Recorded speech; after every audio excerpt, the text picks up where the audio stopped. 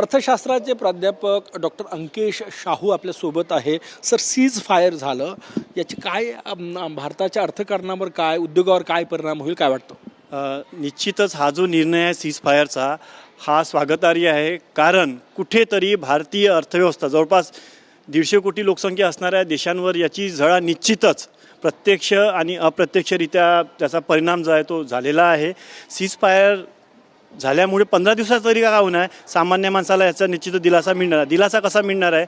आपण 85% जे crude oil आहे इम्पोर्ट जे आहे ते आपण आखाती देशाकडनं करतो आणि त्याच्यावर प्रोसेसिंग करून आणि यावरती सगळं वाहतूक व्यवस्था भाजी सगळं जे आहे ते यावरती अवलंबून असतं. त्यामुळे कुठेतरी यामुळे जे कच्च्या तेलाचे जे भाव आहे किंवा रेट आहे ते कमी होईल आणि कमी झाल्यामुळे निश्चितच वाहतूक खर्च कमी होईल, इतर साधनांवर त्याचा परिणाम होईल. जे इन्फ्लेशन 2% 3% वाढ झाली आहे त्याच्यामध्ये निश्चितच घट होईल. सर, दुसरं आपल्या भारतीय उद्योगावरही परिणाम व्हायला झाले. पण टाईलचा उद्योग बंद झाला होता, अनेक उद्योगावर इंडस्ट्रीज बंद झाल्या होत्या. आता ते सुरळीत व्हायला सुरुवात होईल. निश्चितच या सीज फायरमुळे या कुठेतरी या स्मॉल स्केल इंडस्ट्री किंवा लघु उद्योग म्हणा, कुटीर उद्योग म्हणा किंवा जे व्यवसाय तुम्ही मला सांगितले आहे त्यावर निश्चितच याचा परिणाम होईल आणि उद्यापासून तुम्हाला दिसेल की या उद्योगांना कुठेतरी झळाळी मिळाली तुम्हाला दिसेल नक्कीच.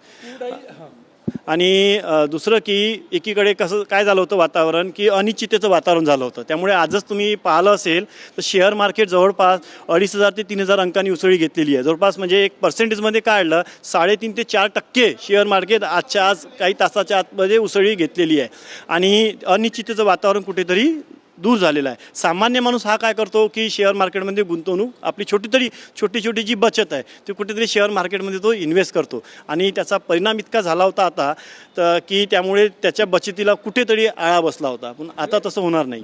युद्धबंदी इस्रायल आणि इराणमध्ये झाली, अमेरिका आणि इराणमध्ये झाली, पण त्याचे फायदे सर्वसामान्य भारतीयांपर्यंत पोहोचायला सुरुवात होईल.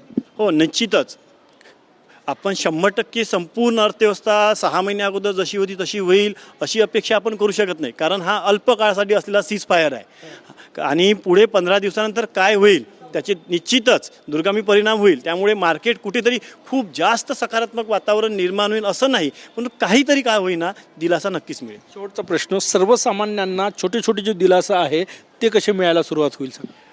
सर्वसामान्यांना दिलासा मिळायला अशी सुरुवात होईल की सर्वात प्रथम की त्याचा जो रोजचा जो होणारा 10% 15% जो खर्च वाढला होता तो कुठेतरी कमी होईल आणि एक कॉमन मॅन म्हणून 10% 15% खर्च कमी होणे ही त्याच्यासाठी खूप महत्त्वाची गोष्ट आहे. कारण त्याचं उत्पन्न तितकं नसतं आणि एकीकडे कुठेतरी सोन्याचे भाव, कारण आपल्या भारतामध्ये कसं आहे की सोनं म्हणजे एक सुरक्षित इन्व्हेस्टमेंट मानल्या जाते. त्यामुळे सोन्याचे भाव जवळपास 70-80 पर्यंत गेलेले होते. आता ते कुठेतरी सोन्याचे भाव हळूहळू कमी व्हायला सुरुवात होईल आणि लोक पुन्हा आपल्या शेअर मार्केटमध्ये हळूहळू गुंतवणूक करायला सुरुवात होईल. पण ही अल्प काळासाठी. नक्कीच, म्हणजे या 40 दिवसाच्या युद्धामुळे कुठेतरी भारतीय उद्योगावर मंदीचं सावट आहे का अशी चर्चा सुरू झाली होती. अनेक छोटे उद्योग बंद पडले होते. म्हणजे टाईल उद्योग असो, पाईपच्या किमती वाढल्या होत्या. सर्वसामान्यांना त्याचे चटके बसायला लागले होते. सीज फायरचा दिलासा मिळेल असं सांगतात साहू सर आणि तो दिलासा मिळायला पुढच्या काही दिवसात सुरुवात होईल. कॅमेरामॅन सचिन सयामसह गजानन उमाटे, TV9 मराठी, नागपूर.